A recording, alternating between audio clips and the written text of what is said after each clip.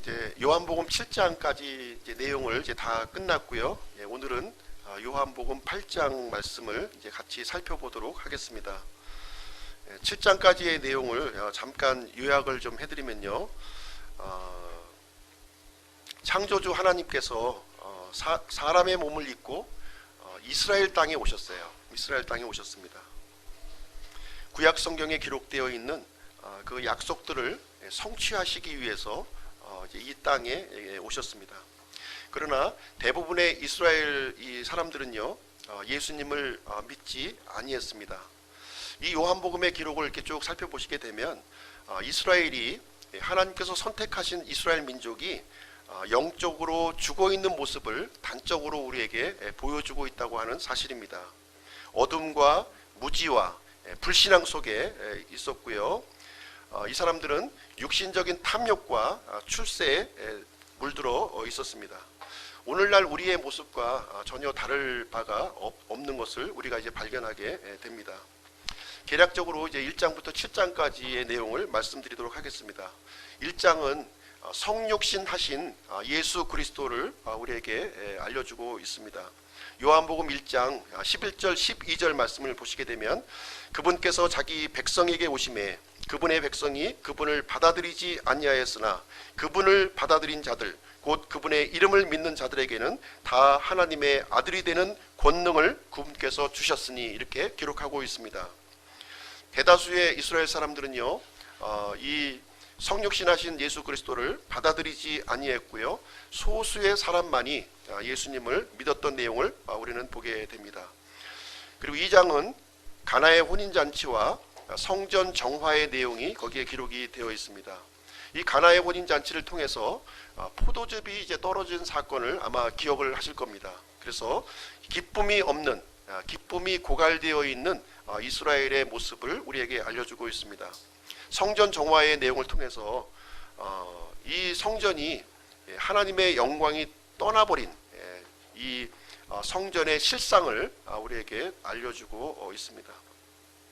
그 3장의 내용은요, 니고데모 이야기가 기록이 되어 있습니다. 이 니고데모는 바리새인이었고 치리자였고 성경학자였어요. 당대에 내노라 하는 그런 사람이었습니다. 이스라엘을 대표하는 그런 인물이었는데요, 이 인물이 영적으로 죽어 있다고 하는 사실입니다. 하나님의 왕국과 상관이 없는 그런 사람이었어요. 본인 스스로는 아브라함의 후손이라고 얘기했지만 정작 하나님의 말씀과 하나님의 영광과 왕국과는 전혀 상관이 없는 그런 사람이었다고 하는 사실입니다. 예수님께서는 다시 태어나야 할 죄인임을 이렇게 알려주셨습니다. 그리고 4장의 내용으로 넘어가서 거기에 보시면 수가성 여인의 이야기가 나와요. 우물가의 여인 이야기, 이제 우리가 익히 알고 있는 내용인데요, 이 여인은 5 남편이 있었고요, 지금 현재 있는 남편도 자신의 남편이 아니었습니다. 이 우물가의 여인을 통해서 만족이 없는 인생, 광야와 같은 인생을 살아가고 있는 그 처참한 모습을 우리에게 보여주고 있습니다. 5장의 내용은 베데스다 연못에 있는 38년 된 병자의 이야기입니다. 이 병자는 이스라엘의 영적인 상태를 우리에게 보여주고 있습니다. 무기력하고요, 아무것도 본인 스스로의 힘으로는 할 수가 없는, 누군가의 도움을 기다리고 있는 그 모습입니다. 이 베데스다라고 하는 뜻은 긍휼의 집이라고 하는 뜻이에요. 그런데 정작 이 베데스다에는 긍휼이 없는 그런 모습을 우리에게 보여주고 있습니다. 6장에는 이제 오병이어의 기적, 빵의 기적이 거기에 기록이 되어 있습니다. 이 빵의 기적을 통해서 이스라엘 민족들은 허기지고 굶주려 있는 모습을 우리에게 보여주고 있고요, 목자 없이 방황하고 있는 양떼의 모습을 우리에게 그려주고 있습니다. 그리고 7장의 말씀은 이 장막절에 예수님에 대해서 이제 여러 시간 동안에 말씀을 드렸습니다. 이스라엘의 가장 마지막 명절이 장막절입니다.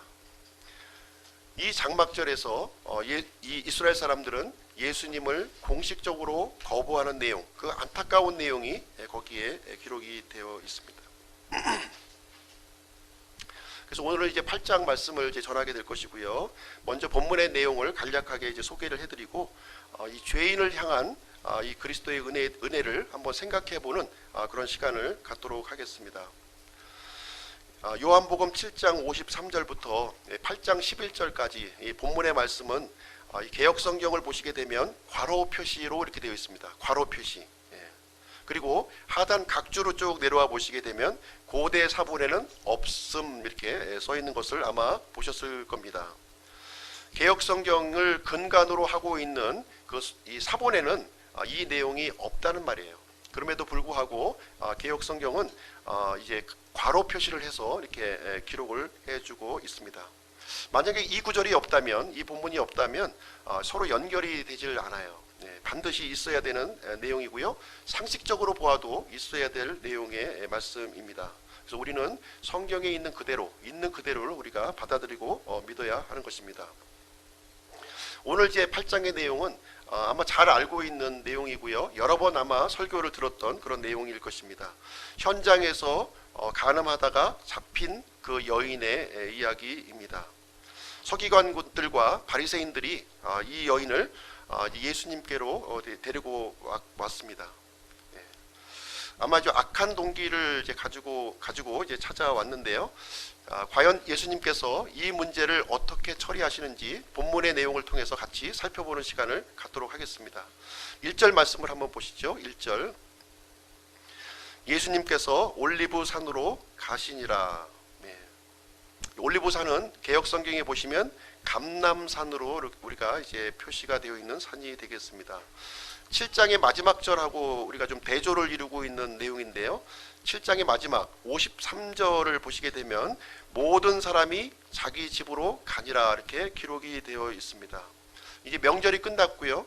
모든 사람이 자기 집으로 갔지만 예수님은 올리브 산으로 가셨다 이렇게 기록을 하고 있습니다. 그리고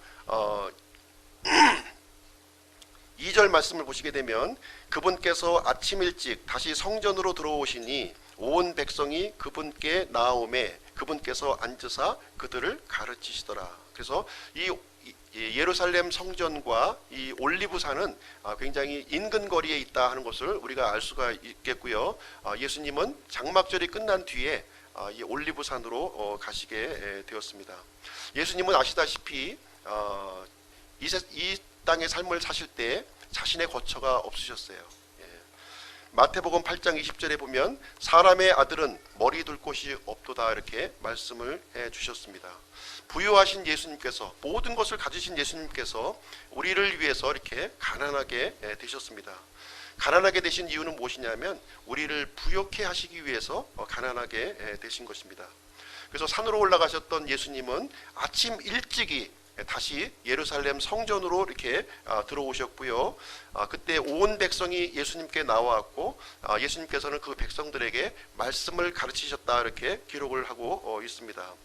예수님의 일상적인 모습을 우리는 여기서 이제 살펴볼 수 있는 대목인데요. 늘상 예수님은 이 예루살렘 성전을 이렇게 즐겨서 찾으셨던 것을 우리가 보게 되고요. 또 백성들은 그 예수님을 기다렸다는 듯이 예수님 앞에 이렇게 나와왔고 그리고 예수님께서는 이 진리의 말씀을 백성들에게 가르치셨던 내용을 우리는 이제 보게 됩니다. 그래서 예수님의 관심은요, 이 성전과 그리고 백성들과 이 진리에 대한 가르침으로 집중되었다고 하는 사실을 우리는 살펴볼 필요가 있겠습니다. 오늘날에는 이렇게 물리적인 성전을 찾아갈 필요는 없죠. 그러나 우선순위를 예수님께서 이렇게 보이셨던 것처럼 우선순위를 우리가 하나님께 두어야 되겠습니다. 마태복음 6장 33절에 보시면 너희는 첫째로 하나님의 왕국과 그분의 의를 구하라. 그리하면 이 모든 것을 너희에게 더하시리라 이렇게 약속의 말씀을 우리에게 주셨습니다. 우리가 하나님의 일을 먼저 구할 때 하나님께서는 우리의 필요한 모든 것들을 이렇게 더하여 주시겠다 이렇게 약속을 해 주셨습니다. 3절부터 5절 말씀 한번 보시겠습니다. 3절부터 5절. 서기관들과 바리새인들이 간음하다가 붙잡힌 여자를 그분께 데리고 와서 그녀를 한 가운데에 세우고 그분께 이르되 선생님이여 이 여자가 간음하다가 현장에서 붙잡혔나이다. 이제 모세는 율법에서 이러한 자를 돌로 치라고 우리에게 명령하였거니와 선생님은 어떻게 말씀하시나이까. 그래서 예수님은 성전에서 백성들을 이제 가르치고 있었는데 이제 한 무리의 사람들이 이 현장에 지금 이제 들어왔습니다. 서기관들과 바리새인들의 이 한 무리가 떼를 지어서 이렇게 들어왔는데요. 이 한 사람을 이제 데리고 왔죠. 현장에서 가늠하다가 붙잡힌 여자를 데리고 왔습니다. 한 가운데 세워놓고 이제 예수님께 질문하는 내용이 거기에 기록이 되어 있습니다. 이 여자가 가늠하다가 현장에서 붙잡혔나이다. 모세는 율법에서 이러한 자를 돌로 치라고 우리에게 명령하였거니와 선생님은 어떻게 말씀하시나이까. 이렇게 예수님을 어떻게 보면 반협박적으로 지금 이제 공격하는 내용이 이제 들어 있고요. 아마 이 여인은 굉장히 초췌한 모습이었을 거예요. 머리는 헝클어졌을 것이고요. 또 온 몸은 또 이렇게 찢겨진 상태로 아마 질질질질 끌려서 마치 이제 이 모든 사람의 앞에 이제 서 있는 그런 상황이 되겠습니다. 이런 상황에서 이제 예수님께 이 여자에 대해서 어떻게 하면 좋겠느냐 지금 이제 다그치는 내용이 여기에 이제 기록되어 있는 말씀이 되겠습니다. 모세의 율법에서는 이 여자를 이런 여자를 돌로 쳐서 이제 죽이라고 지금 이제 되어 있는데 선생님께서는 과연 이 일에 대해서 어떤 견해를 가지시겠습니까 하는 내용이 이제 질문의 요지가 되겠습니다. 그러면 이 부분에 대한 이 모세의 율법을 같이 한번 살펴보시도록 하겠습니다. 구약 성경으로 가셔서요. 레위기 20장으로 한번 가서 보시겠습니다. 레위기 20장. 레위기 20장 10절 말씀입니다. 10절. 레위기 20장 10절. 156쪽이고요. 제가 읽어드리겠습니다. 다른 남자의 아내와 간음하는 남자 곧 자기 이웃의 아내와 간음하는 자가 있을 경우 그 간음한 자와 간음한 여자를 반드시 죽일지니라. 그래서 이 율법에 보시게 되면 이 성적인 범죄에 일으킨 사람들은 그 당사자 두 사람을 반드시 죽이라 이렇게 지금 기록이 되어 있습니다. 한 말씀 더 찾아볼게요. 신명기 22장으로 한번 가보겠습니다. 신명기 22장. 신명기 22장 22절부터 26절까지 말씀입니다. 22절부터 26절. 제가 읽어드리겠습니다. 남자가 유부녀와 함께 누운 것을 보거든 그 여자와 함께 누운 남자와 그 여자를 둘 다 죽일지니 너는 이같이 이스라엘에서 악을 제거할지니라.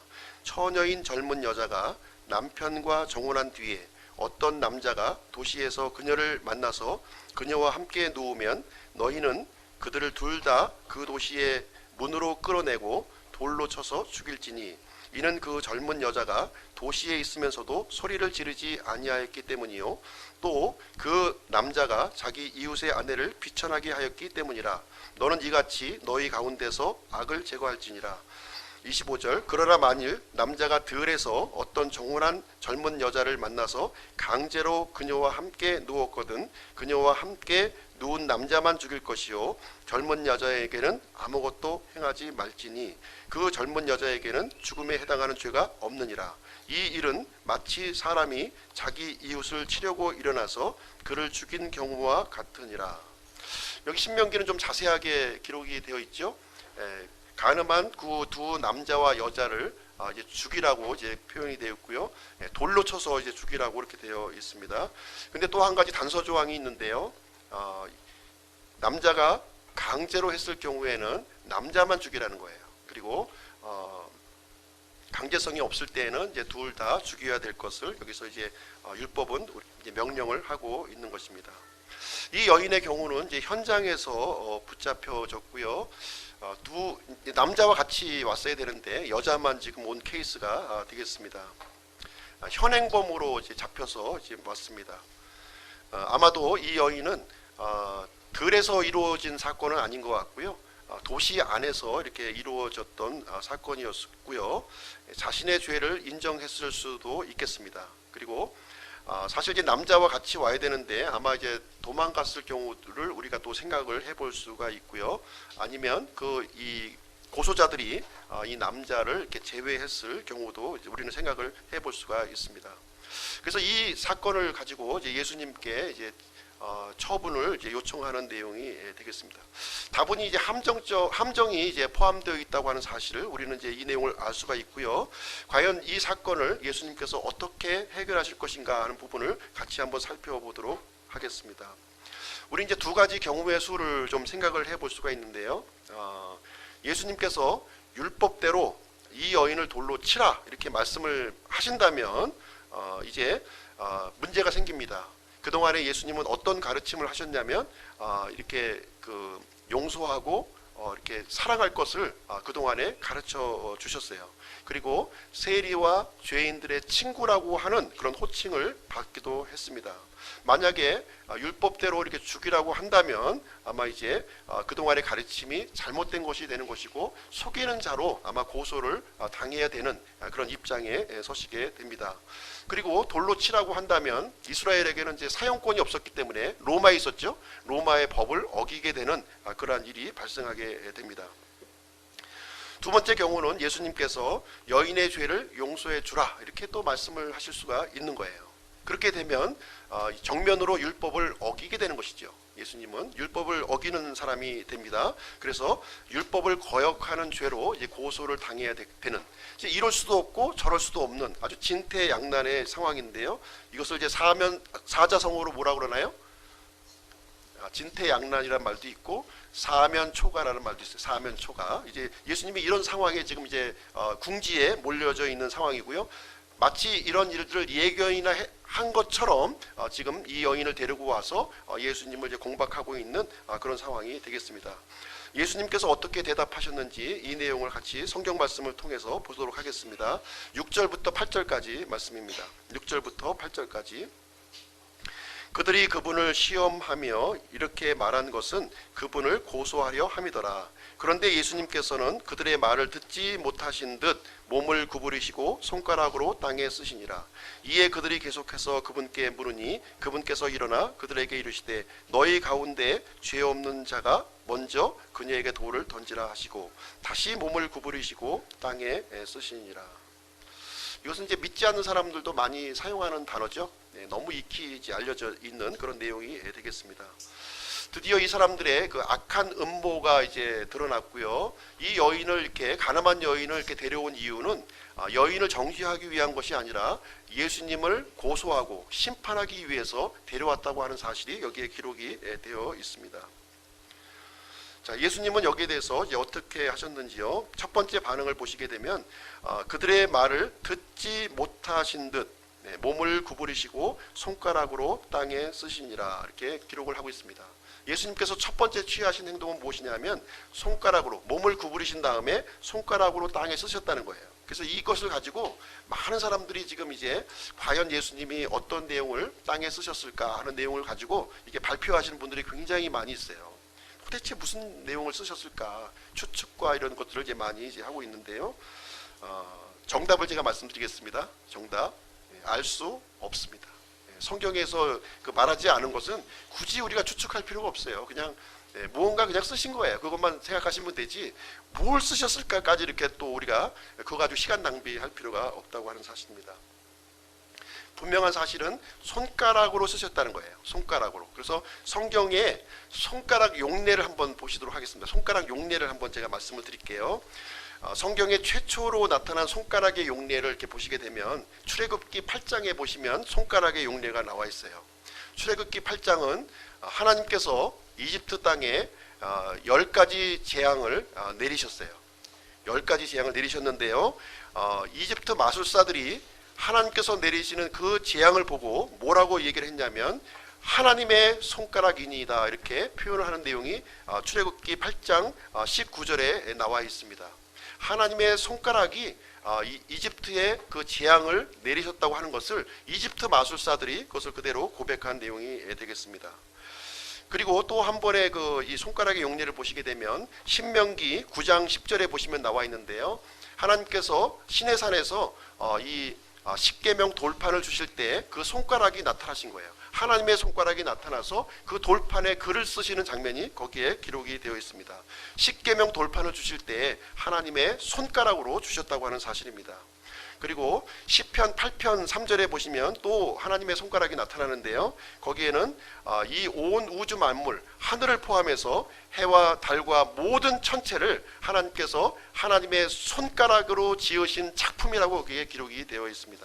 이 온 우주 만물의 이 작품이 하나님의 손가락의 이 결과라고 하는 사실을 거기에 기록해 주고 있습니다. 누가복음 11장으로 가서 보시면 거기에 또 하나님의 손가락이 나오는데요. 하나님의 손가락은 마귀를 내쫓는 손가락이에요. 하나님께서 마귀를 내쫓으실 때 어떻게 쫓아내시냐면 손가락으로 내쫓으시는 거예요. 예. 마귀가 아무리 힘이 강력해도요, 하나님의 손가락으로 이렇게 튕겨나갈 수밖에 없는 존재라고 이렇게 말씀을 해주고 있습니다. 예수님께서 그 손가락을 이용해서 몸을 구부리시고 땅에 무언가 쓰셨다 이렇게 기록을 해두고 있는 것입니다. 한동안 침묵이 흘렀겠죠. 예, 듣지 못하신 듯 무언가 이렇게 계속 쓰셨기 때문에 시간이 한동안 침묵의 시간이 이렇게 흘러갔습니다. 이 침묵의 시간을 가장 견디지 못하는 존재가 있다는 거예요. 이 침묵의 시간을 견디지 못하는 존재들이 바로 서기관들과 바리새인들이었어요. 계속해서 이제 충동질을 하는 거예요. 어떻게 하시겠습니까? 이 여인을 어떻게 하실 거예요? 대답하시오 하면서 계속 아마 이제 했을 것입니다. 아마도 이 자신들이 이 파놓은 이 함정에 예수님이 빠졌다 이렇게 의기양양해서 계속해서 소리를 질렀을 수도 있을 것입니다. 그때 예수님께서는 다시 이제 구부렸던 몸을 일으키셔서 이제 하신 말씀이 뭐냐면 너희 가운데 죄 없는 자가 먼저 그녀에게 돌을 던지라 이렇게 말씀을 해주신 거예요.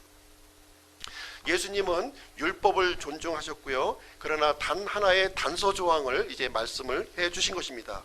죄 없는 자가 먼저 돌을 던지라 이렇게 말씀을 해주셨는데요. 이 내용은 율법과 정확하게 일치되는 내용이에요. 정확한 일치입니다. 한번 이 내용을 한번 그 구약 성경의 근거를 한번 살펴보시도록 하겠습니다. 신명기 17장으로 한번 가서 보실게요. 신명기 17장. 신명기 17장 6절 7절 말씀입니다. 신명기 17장 6절 7절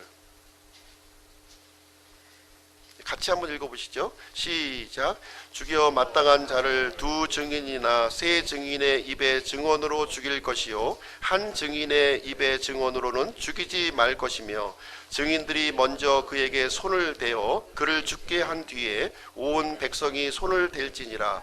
너는 이같이 너희 가운데서 악을 제거할지니라. 죽여 마땅한 죄인이 있는 경우 하나님께서는 생명을 존중하시는 분이에요. 물론 죄도 미워하시지만 그 사람을 또 사랑하시는 분이 하나님이십니다. 마땅히 죽어야 할 죄를 지은 그 죄인에 대해서 어떻게 해야 될 것인가 하는 것을 이 보충 장치를 여기에 마련해 놓으셨다는 거예요. 먼저 두 증인이나 세 증인의 입으로 이 증인이 있어야 된다는 거예요. 한 사람의 증인을 가지고 그 헛된 생명을 취하지 말라 이렇게 얘기를 해주고 있는 것이고요. 그 증인, 그 목격자, 정확한 그 죄에 대한 목격을 했던 그 증인이 먼저 그 여자에게 손을 대라는 거예요. 그 다음에 그 온 백성들이 그 여인에게 손을 대라고 이렇게 절차를 이렇게 우리에게 알려주신 겁니다. 현장에서 바쳤다고 해서 무조건 돌로 쳐서 죽이라는 게 아니에요. 그 증인이 먼저 손을 대고 그 다음에 나중에 그 일을 해야 되는 것입니다. 아마 이 서기관들과 바리새인들은 거짓 증인을 지금 대동했을 수가 있어요. 거짓 증인을 대동해서 이렇게 여인을 지금 이제 이 죄를 물었을 경우가 있습니다. 그때 예수님께서 하시는 내용은 뭐냐면 이 증인들이 먼저 이 여인에게 손을 대라 지금 이제 얘기를 해주고 있는 내용이 되겠습니다. 예수님은 이 모든 일 진행되고 있는 모든 일의 정황을 다 알고 계셨던 거예요. 다 알고 계셨습니다. 그래서 이 거짓 증인들로 하여금 먼저 이 여인에게 돌을 던지라 이렇게 명령을 하고 있는 내용이 되겠습니다. 아무도 선뜻 나서지 않았고요. 아마 이 서기관들과 바리새인들을 위해서 이 자기의 어떤 이 생명을 바칠 사람 증인은 거기에 그 자리에 없었다고 하는 사실입니다. 그리고 나서 예수님은 8절 우리 요한복음 8장 8절에 보시면 다시 몸을 구부리시고 땅에 무언가 쓰셨다 이렇게 기록을 하고 있습니다. 이때 이제 어떤 현상이 일어났냐면 9절 말씀에 요한복음 8장 9절에 그들이 그것을 듣고는 양심의 가책을 받아 나이가 가장 많은 자로부터 시작하여 마지막까지 하나씩 빠져나가매 오직 예수님만 남았고 그 여자는 한가운데 서 있더라. 이렇게 기록을 하고 있는 것입니다. 나이가 많은 사람부터 이제 떠나갔고요. 양심의 가책을 받았다. 이렇게 말씀을 하고 있습니다. 이 서기관들과 바리새인들, 거짓 증인들은 겉으로 드러난 죄만 지금 이제 지적을 했지만 예수님께서는 그 사람들의 마음을 이렇게 지적하셨고요. 이 양심의 가책을 할 수 있는 그 말씀을 해 주셨다고 하는 말씀이 되겠습니다. 그래서 바리새인과 이 서기관들은 율법으로 예수님을 무너뜨리려고 했고요. 예수님께서는 율법으로 다시 반전을 일으키시는 모습을 우리는 이 요한복음을 통해서 발견을 하게 되는 것입니다. 요한복음 8장 10절 말씀 한번 보겠습니다. 8장 10절 11절 한번 보실게요. 8장 10절 11절 예수님께서 일어나사 그 여자 외에는 아무도 없음을 보시고 그녀에게 이르시되 여자여 너를 고소하던 그 자들이 어디 있느냐 아무도 너를 정죄하지 아니하였느냐 하시니 그녀가 이르되 주여 아무도 하지 아니하였나이다 하매 예수님께서 그녀에게 이르시되 나도 너를 정죄하지 아니하노니 가서 다시는 죄를 짓지 말라 하시니라 하면서 이 본문의 이제 내용이 이제 맞춰지게 됩니다. 예수님께서는 여인의 죄를 묻지 아니하셨고요. 나도 너를 정죄하지 아니한다 이렇게 말씀을 해 주셨습니다. 그래서 오늘 전할 말씀의 제목을 거짓 고소와 그리스도의 은혜라고 하는 제목을 가지고 말씀을 전하도록 하겠습니다. 이제 시작하겠습니다. 너무 오래 걸리지 않도록 이렇게 하겠습니다. 이 본문 내용에 의하면 간음하다가 현장에 붙잡힌 이 여인이 이제 잡혀왔어요. 많은 사람들이 모여있는 한가운데 세워졌고요. 이 여인을 향해 아마 독설이 아마 퍼부어졌을 겁니다. 천하의 뭐 XX 해가지고서 막 이 사람들이 들고 일어났을 거예요. 이 여인은 그 가운데에서 아마 사시나무 떨듯이 바들바들 떨면서 아마 서 있는 그 모습을 우리는 연상해 볼 수가 있습니다. 이 거짓 증인들이 이 여자가 간음하다가 현장에서 붙잡혔는데 율법에는 이 사람을 돌로 치라 죽이라고 했는데 예수님은 그동안에 사랑과 은혜를 지금 가르쳤는데 어떻게 하시겠느냐 하는 내용이 지금 질문을 하고 있습니다. 이 내용을 통해서 우리는 이 마귀의 계략을 우리는 생각을 해볼 수가 있습니다. 이 거짓 고소자, 거짓 증인들의 그 계략을 우리는 생각을 해볼 수가 있어요. 이 마귀는 고소하는 자입니다. 고소하는 자예요. 그 이름이 요한계시록 12장 10절에 보면은 고소하는 자로 우리에게 해주고 있고요. 밤낮 이 고소를 하나님 앞에서 고소하는 자라고 우리에게 설명을 해주고 있습니다. 그래서 거짓 고소자들의 특징을 말씀드리고요. 주 예수 그리스도의 은혜에 대해서 이 시간 같이 살펴보도록 하겠습니다. 먼저 거짓 고소자들의 이 특징을 한번 보시도록 하겠습니다. 이 거짓 고소자들은요, 첫 번째로 정죄의 목적으로 하나님의 말씀을 사용했다는 거예요. 하나님의 말씀을 사용하는데 정죄의 목적으로 사용했다는 거예요. 하나님께서 우리에게 말씀을 주신 목적이 뭡니까? 말씀을 주신 목적은 우리에게 생명을 주시고요, 진리로 인도하시기 위해서 하나님의 말씀을 주신 거예요. 그런데 마귀는 이 하나님의 말씀을 다른 목적으로 사용을 한다고 하는 사실입니다. 서기관들과 이 바리새인들은요, 악한 목적으로 하나님의 말씀을 사용했습니다. 정죄의 목적으로 율법을 사용했고요, 시험의 목적, 고소의 목적으로 하나님의 말씀을 사용을 했습니다. 우리 주변에서 보시게 되면 성경 지식이 굉장히 뛰어난 사람들을 많이 만나게 됩니다. 이 성경 지식과 이 믿음은 별개의 것이라는 것을 우리는 이제 분별할 필요가 있다고 하는 사실이에요. 이 지식이라고 하는 것은 머리의 기능입니다. 머리의 기능이고요. 이 믿음은 마음의 기능이에요. 전혀 다른 영역입니다. 물론 지식을 제가 폄하하려고 하는 것은 아니고요. 바른 지식은 필요합니다. 그러나 바른 지식이 바른 믿음으로 연결되어야지 잘못된 믿음으로도 연결될 수 있다고 하는 사실을 우리에게 알려주고 있습니다. 사탄 마귀 루시퍼는요, 매우 지혜로웠던 그 존재예요. 그 지혜를 가지고 하나님을 섬기는 데 사용하지 아니하고 하나님을 대적하고 배반하는 데 사용했음을 우리는 염두에 두어야 된다고 하는 사실입니다. 성경을 많이 알고 있는데 행함이 없는 사람들이 있어요. 열매가 없는 사람들이 있습니다. 이런 사람들은요, 믿음이 없는 사람들이에요. 우리가 굉장히 조심해야 될 사람입니다. 마귀도요, 하나님의 말씀을 인용한다고 하는 사실이에요. 하나님의 말씀을 인용합니다. 그래서 지식은 많지만 죽은 믿음, 마귀의 믿음을 가진 사람들을 우리는 주변에서 많이 보게 되는 것입니다.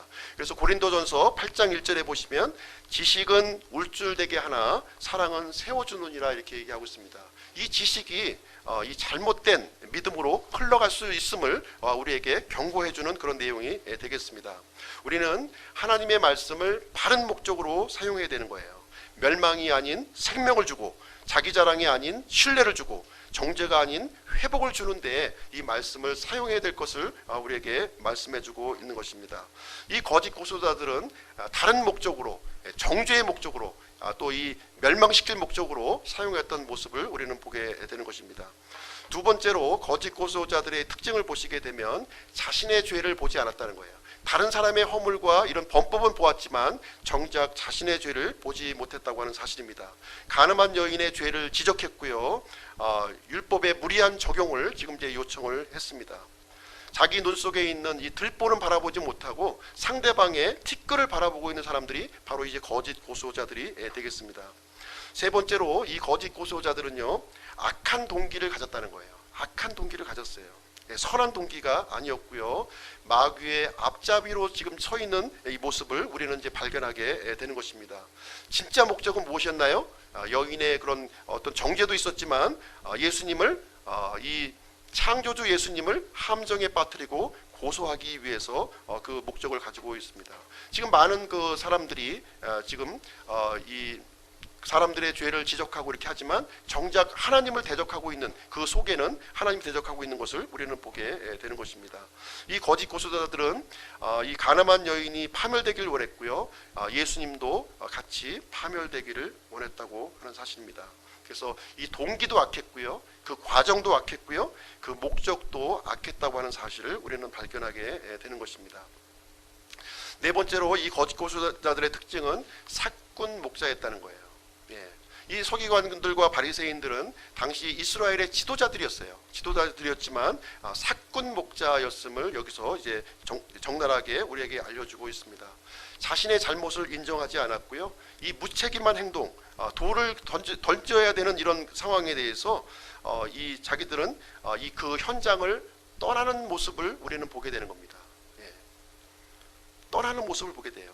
자신이 불리하게 되니까 유리할 때는 거기서 충동질하고 이렇게 참 목소리를 높이고 이렇게 했는데 정작 자기가 불리한 상황이 되고 아무것도 얻을 상황이 이제 안 되니까 그 자리를 이렇게 떠나버리는 모습을 우리는 보게 되는 것입니다. 요한복음 10장에 보시면 사꾼 목자가 이제 거기에 등장하고 있는데요, 예수님께서는 이 사꾼 목자를 이스라엘의 지도자들이라고 지금 이제 지칭을 해주고 있습니다.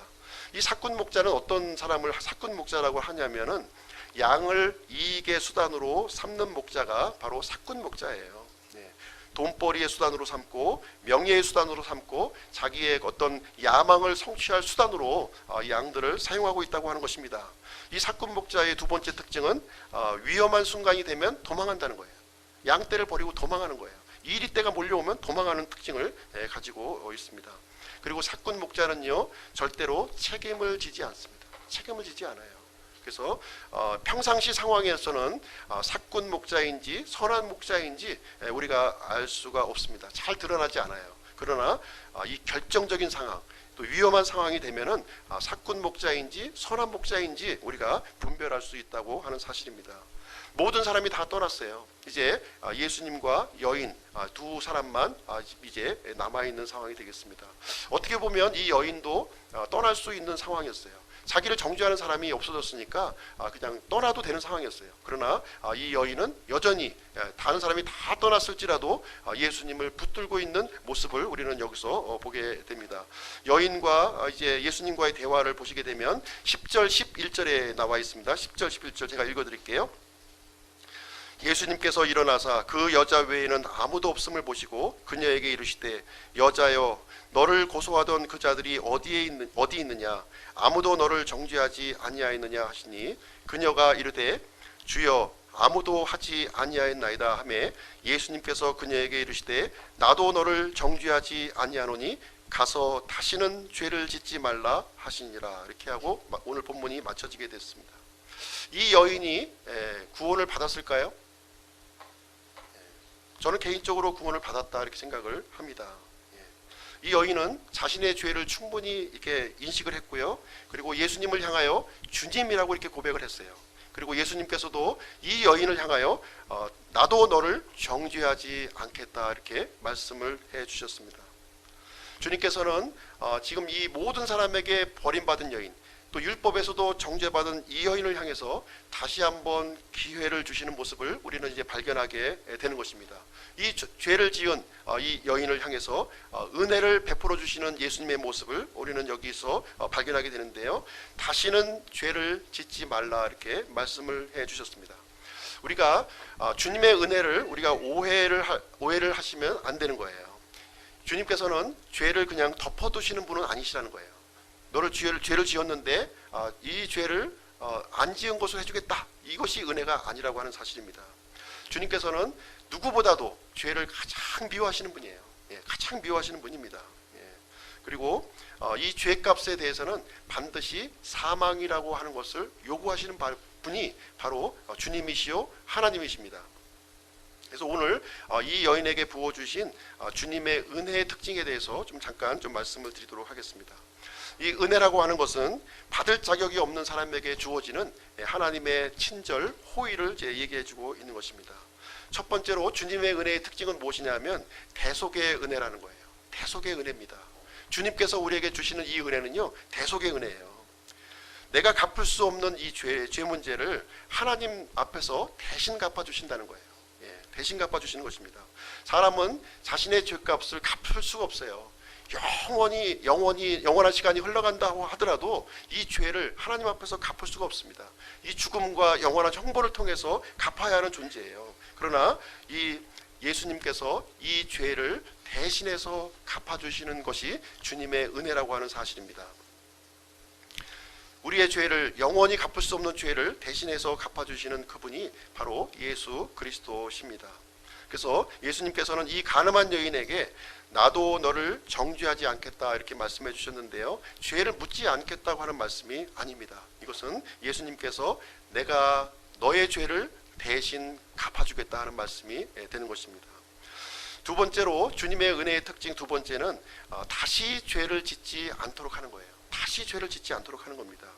이 구원이라고 하는 것이 죄를 짓는 면허증이 아닙니다. 죄를 마음대로 지어도 좋다는 것이 아니에요. 죄가 얼마나 무섭고 얼마나 끔찍한 것인지를 알아야 된다고 하는 사실입니다. 우리 하람이가 있지만은 이제 언젠가 불을 한번 딘 경험이 만약에 있다면은 그 난로에 절대로 가까이 가지 않을 거예요. 한번 이 불에 확 뒤진 사람은 절대로 가지 않는 거예요. 그래서 주님의 은혜라고 하는 것은 이렇게 죄의 끔찍함, 아주 죄의 어떤 그 처절함을 우리가 느끼게 하는 것이 바로 주님의 은혜가 되겠습니다. 로마서 5장 말씀에 보시면 죄가 넘치는 곳에 은혜가 더욱 넘쳤다 이렇게 기록이 되어 있습니다. 죄가 넘치는 곳에 주님의 은혜가 더욱 넘쳤다고 해서 죄를 마음대로 지란 얘기가 아닙니다. 죄를 마음대로 지란 얘기가 아니에요. 우리가 주님의 은혜에 가까이 다가갈수록 우리의 죄가 점점 더 크고 끔찍하게 우리에게 느껴진다고 하는 사실이 되겠습니다. 사도 바울도 주님의 은혜 앞으로 이렇게 다가가면 다가갈수록 자신이 구원받았음에도 불구하고 흉측한 죄인인 사실을 자기들이 몸소 깨우쳐서 기록한 글이 로마서 기록이 되겠습니다. 주님의 은혜의 세 번째 특징은 무엇이냐면 다시 한번 기회를 주시는 은혜예요. 다시 한번 기회를 주시는 은혜예요. 이 바리새인과 서기관들은요, 그냥 이 정죄하고 심판하려고만 했습니다. 그러나 주님께서는 다시 한번 이 여인에게 기회를 제공해 주시는 모습을 볼 수가 있습니다. 주님 앞에서 해결하지 못할 큰 죄는 없다는 겁니다. 우리가 아무리 큰 죄를 지었다 할지라도 주님께서는 그 죄보다 더 크신 분이라고 하는 사실을 우리에게 말씀해 주고 있습니다. 주님께서의 관심은 어디에 있냐면요, 우리의 마음에 있는 거예요. 우리의 마음에 있습니다. 예. 멸망의 길에서 돌이키기를 원하시고요, 죽음에서 돌이키기를 원하시고요, 어둠에서 돌이키기를 원하는 그 마음에 주님께서는 관심이 있다고 하는 사실입니다. 이 마음만 있다면 주님은 우리의 죄를 대신 짊어지시고 용서해 주신다고 하는 사실입니다. 나머지 문제는 모든 것 주님께 맡기시면 돼요. 나보다 더 크신 예수님, 나보다 죄보다 더 크신 그 예수님을 우리가 바라보면 되는 것입니다. 그러면 주님께서 모든 것을 맡아서 다 해결해 주시겠다, 이렇게 얘기를 해주고 있는 것입니다. 그리고 그 죄를 범한 그 죄인은 다시 한번 일어설 수 있는 기회를 제공을 해 주시게 되는 것입니다. 오늘 본문의 말씀을 통해서 제가 두 가지 그림을 한번 소개를 해드릴게요. 이 두 가지 그림을 제가 이제 소개를 해드리는데요. 첫 번째 그림은 무엇이냐면 예수님께서 이제 이 거짓 고소를 향해서 몸을 구부리시고 다시 일어나시고 또 몸을 구부리시고 다시 일어나는 장면이 여기에 연출되어 있는 모습을 이 본문 말씀에서 읽어보게 됩니다. 이 예수님의 이 모습을 통해서 두 개의 그림을 이제 소개를 해드리도록 하겠습니다. 첫 번째 그림은 무엇이냐면요, 십계명 돌판의 그림을 여러분에게 보여드리고자 합니다. 하나님께서 신의 산에서 십계명 돌판을 하나님의 손가락으로 이렇게 기록을 해 주셨어요. 첫 번째 돌판은 깨어졌습니다. 왜 깨어졌냐면 이스라엘 백성의 우상 숭배와 함께 첫 번째 돌판은 깨어졌습니다. 그리고 하나님께서는 두 번째 십계명 돌판을 다시 한번 이렇게 써주시는 장면이 기록이 되어 있습니다. 이 두 번째 돌판은 어디에 보관되어 있나요? 이 성막에서 가장 중요한 장소 언약궤 안에 그것이 보관이 되어 있고요. 이 십계명 돌판 위에는 이제 이 덮개가 이렇게 씌워졌는데 이것을 이제 긍휼의 자리라고 부르고 또 우리 개역 성경에는 시은좌라고 이렇게 표현이 되어 있습니다. 이 십계명 돌판 위에는 긍휼의 자리가 이렇게 덮여진 거예요. 긍휼이 덮여지고 그 위에는 1년에 한 번 속죄의 피가 흘려졌고요. 주님께서 그 피를 보시고 이스라엘 백성들에게 속죄를 베풀어 주셨고 이 죄 있는 이스라엘과 함께 하시는 일을 이렇게 진행해 주시는 모습을 우리는 그 내용을 통해서 발견하게 되는 것입니다. 하나님께서는요, 이 두 번째 돌판과 함께 은혜를 베풀어 주셨습니다. 그래서 우리에게는 두 가지가 다 있어야 된다는 거예요. 율법도 있어야 되고 은혜도 있어야 된다고 하는 사실을 우리에게 알려주고 있습니다. 처음에 율법을 통해서 우리가 하나님 앞에 설 수 없는 추악한 죄인이라고 하는 사실을 알아야 되는 것이고요. 그 다음에 은혜를 우리가 발견을 해야 되는 것입니다. 하나님께서 자신의 피를 흘려서 우리를 추악한 죄를 위해서 피를 흘려주신 그 긍휼의 은혜, 속죄의 피를 우리가 발견해야 된다고 하는 사실을 여기에서 알려주고 있습니다. 그래서 주님께서는 나도 너를 정죄하지 아니하노니 가서 다시는 죄를 짓지 말라, 이렇게 우리에게 말씀을 해주셨습니다. 두 번째 그림을 제 소개를 해드릴게요.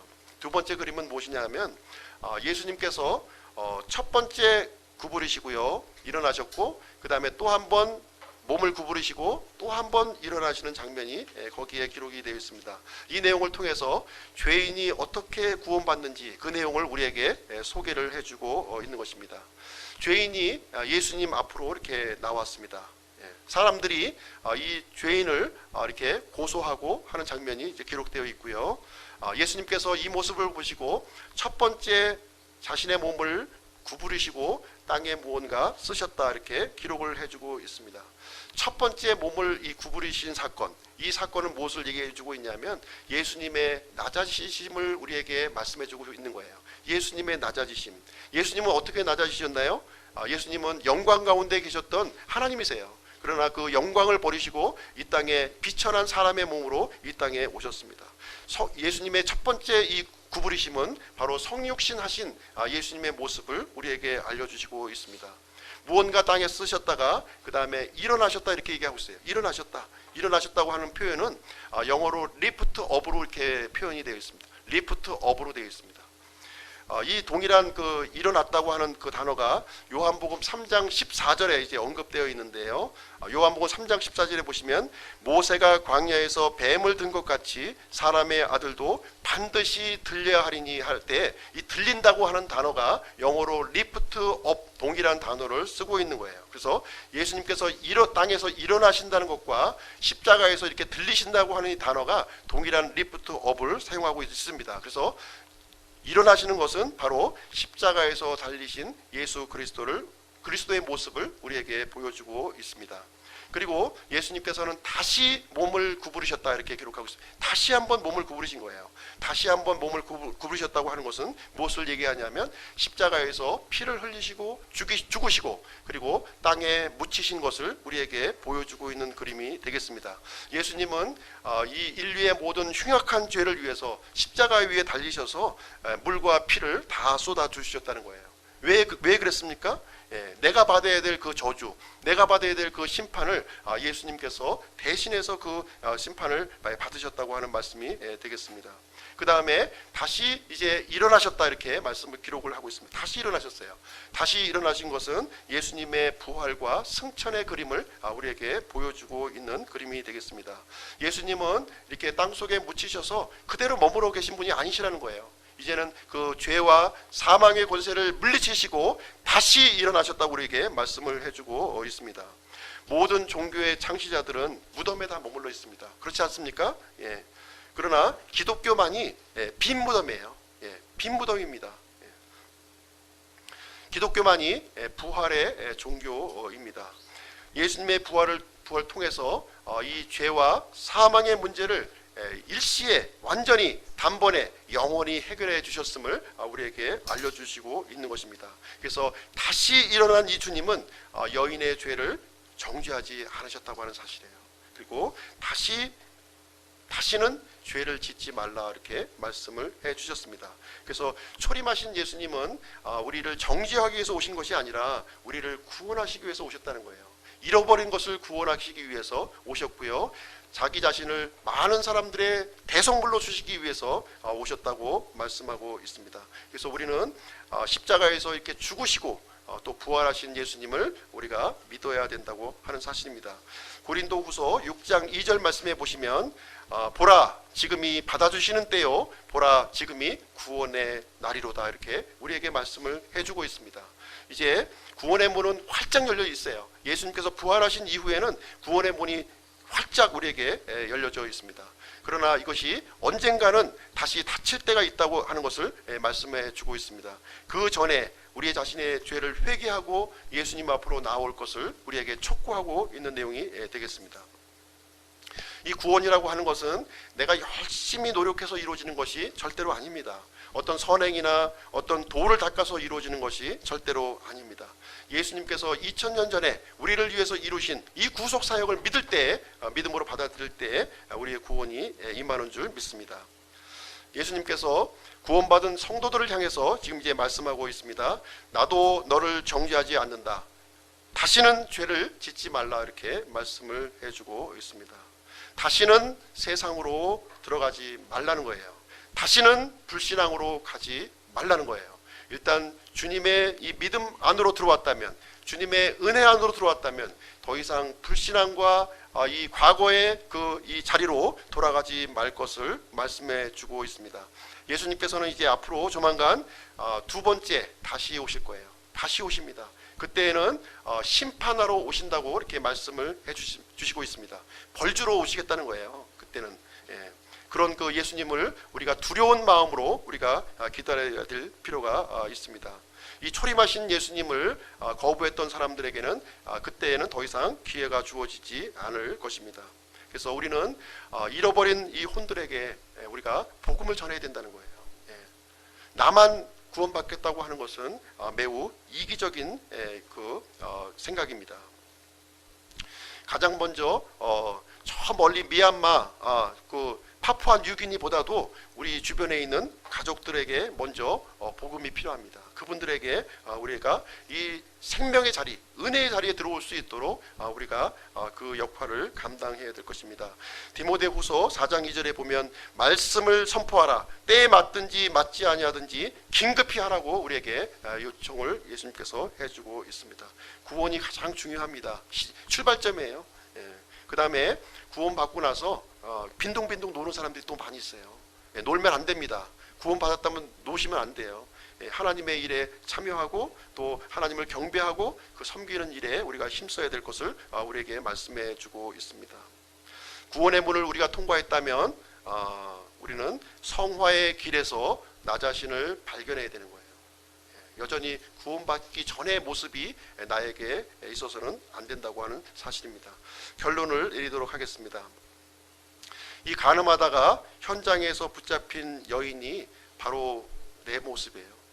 그렇지 않습니까? 바로 내 모습이에요.